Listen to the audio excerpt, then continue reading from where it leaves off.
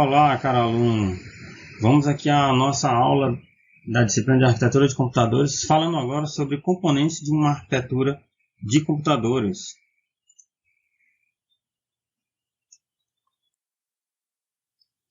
Bom, componentes da arquitetura de uma arquitetura de computadores. Eu tenho aqui uma imagem onde simboliza os principais componentes que eu vou ter de acordo com a arquitetura no meu computador. Onde eu tenho aí processador, memória, interfaces de ES, tá? E onde eu tenho essas interfaces com o disco rígido, a questão do vídeo e a questão da minha rede. Tudo isso interligado por algumas coisas que a gente vai chamar, dar o nome de barramento. E a gente vai ver isso posteriormente. Bom, o primeiro equipamento que a gente tem aí na nossa componente de arquitetura de redes é o nosso processador, a nossa unidade central de processamento. É o módulo principal de uma arquitetura de computador, porque ele é responsável por realizar o controle do sistema do computador, além de executar as funções de cálculo aritmético. E aí eu vou dividir esse meu processador em três partes diferentes, onde eu tenho a unidade de controle, a unidade lógica e aritmética e os registradores.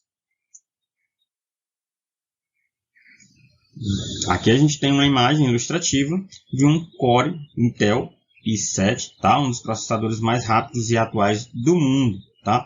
E como é que é distribuído ele interiormente. Bom, a unidade lógica aritmética, a ULA, tá? Ela vai fazer as operações aritméticas, onde a gente tem adição, subtração, multiplicação, divisão e as outras mais, e operações lógicas em bit, como a gente viu na aula passada sobre a lógica digital, o i, o ou, o não e as outras associações. A unidade de controle é responsável por gerar todos os sinais que controlam as operações dentro da unidade central de processamento.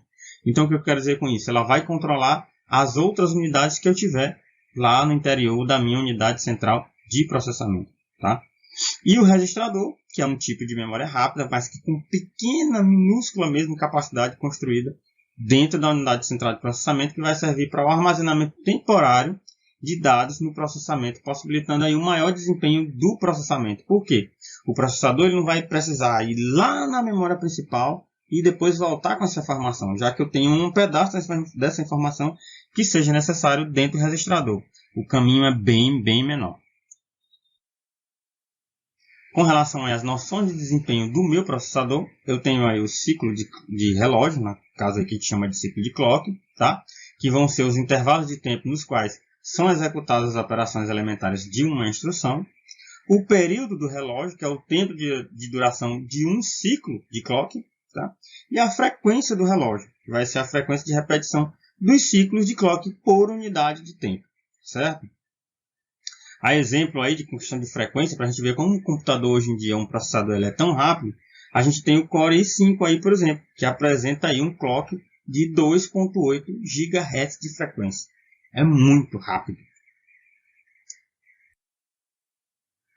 Nosso segundo componente da arquitetura de computadores é a memória, tá? Dispositivo que é capaz de armazenar os dados e os programas do computador, tá? Vamos aqui a algumas características com relação às memórias. Com relação à localização, ela pode estar interna ou externa. E também pode estar dentro da unidade central de processamento.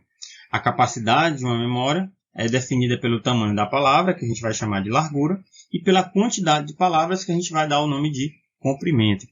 E com relação também à volatilidade, onde ela pode ser uma memória temporária ou uma memória permanente. A memória tem uma hierarquia, tá certo?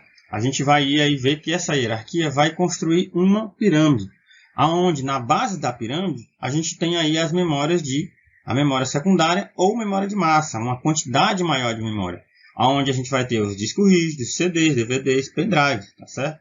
O que a gente tem com relação à característica disso? Baixo custo, baixa velocidade e alta capacidade de armazenamento. Quanto mais a pirâmide for subindo, ela vai se estreitando. Então, em segundo lugar, a gente tem a memória interna ou a principal, que é a memória RAM e a memória cache, que vão estar lá dentro. E no topo da pirâmide, a gente tem aí os registradores, que é localizado dentro da unidade central de processamento.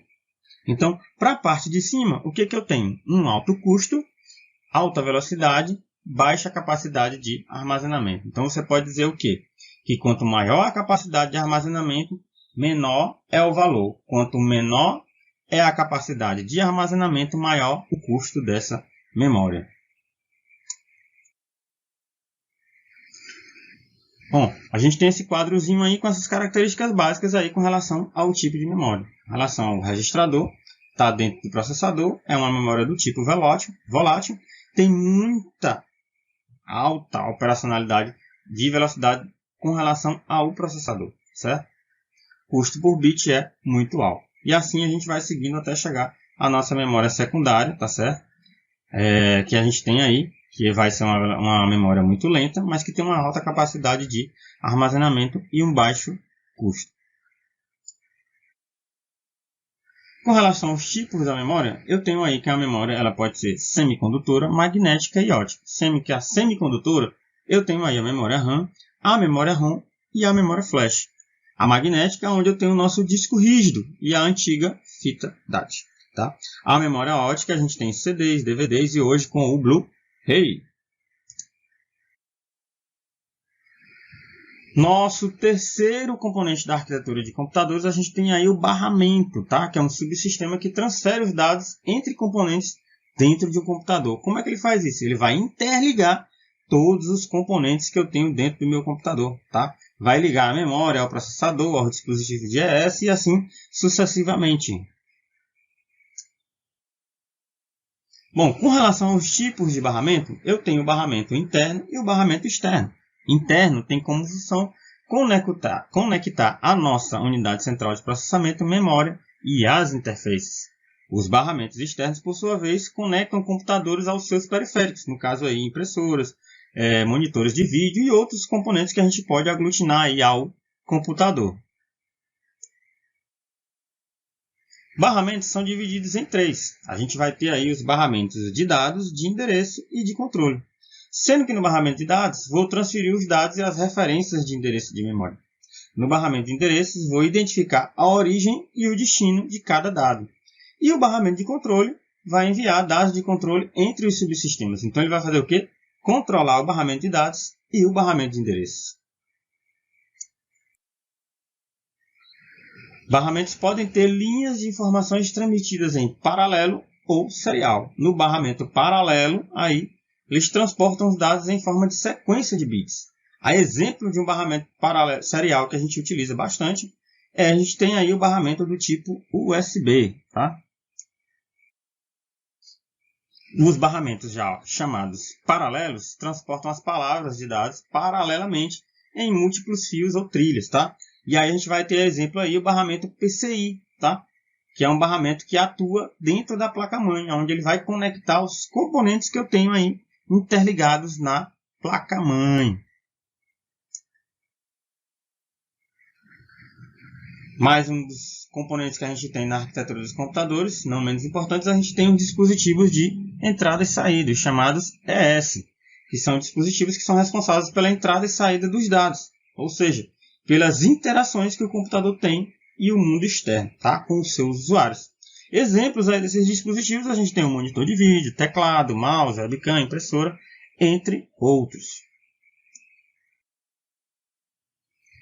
Cada periférico desse vai estar acoplado ao sistema de computação, possui um endereço, ao qual esse endereço é identificado por uma porta, chamada porta de ES. Então, cada dispositivo de ES possui um número de identificação única no sistema computacional, aonde ele se encontra, certo? A gente se destaca aí com relação a isso de três modos diferentes com esses dispositivos: entrada e saída programada, entrada e saída controlada por interrupção e acesso direto à memória, no chamado DMA. A entrada e saída programada, nesse método, é também chamado de pooling. A unidade central de processamento precisa verificar continuamente se cada um dos dispositivos necessita de atendimento ou depende da unidade central de processamento. Na entrada e saída controlada por interrupção, possibilita que a unidade central de processamento não fique presa esperando até aquele dispositivo estar pronto para realizar a transferência. Tá certo? E no DMA, a função do controlador ou interface é controlar seu dispositivo de IES e manipular para ele o acesso dentro do barramento. Bom, aí agora vamos aqui aos dispositivos que a gente tem com relação à nossa arquitetura, tá? Os dispositivos externos, onde o primeiro deles a gente fala do teclado, que é um tipo de periférico muito usado pelo usuário para a entrada de dados, tá? A entrada de textos ou comandos que a gente possa ter no computador, onde a gente vai ter aí números, símbolos e outras funções baseadas no modelo de teclado aí que a gente tem das máquinas antigas, as máquinas de escrever, que hoje já não se usa mais. O monitor de vídeo, onde a gente tem aí alguns tipos diferentes do monitor, tá? Mas é um tipo de dispositivo de IES que a gente tem com saída de informação, tá certo? Onde a gente tem aí o tipo CRT, que era aqueles de tubos de raios catódicos, o LED, o LCD e o TDP. As impressoras, onde a gente tem aí aquela máquina que vai fazer a impressão daquele documento, uma foto ou alguma coisa que você tem, onde a gente tem aí as monocromáticas e as coloridas. O nosso disco magnético, ou HD, que é o dispositivo que a gente vai ter para servir de armazenamento das informações que você vai ter no seu computador, tá? É a nossa chamada a memória secundária, ou de armazenamento permanente, onde você vai armazenar as informações, os seus dados, seus arquivos e até mesmo o seu sistema operacional. Outros dispositivos que a gente tem aí, a gente tem o pendrive, a gente tem o HD externo, tá certo? Também que são memórias de massa, onde a gente vai colocar grandes volumes de informações. Só espero que vocês tenham gostado da aula, que tenham entendido bem o assunto. Temos essas referências para quem quiser procurar mais informações e, se sentirem mais dúvidas ainda, a gente pode ter mais buscas pela internet. Tá? Um abraço e até a próxima!